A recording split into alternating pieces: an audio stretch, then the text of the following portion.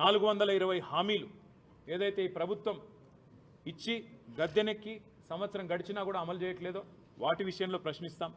రాష్ట్రంలో నేతన్నలు ఆత్మహత్యలు చేసుకుంటున్న వైనాన్ని ప్రస్తావిస్తాం.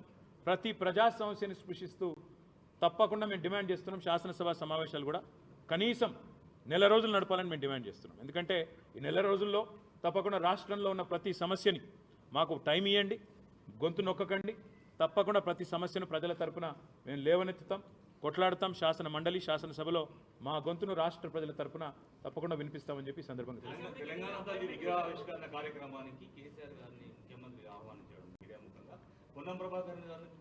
అసలు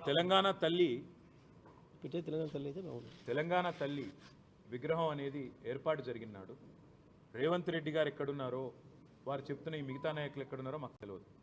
తెలంగాణ తల్లి అనేది తెలంగాణ ప్రజల ఆలోచనలకు, ఆశయాలకు,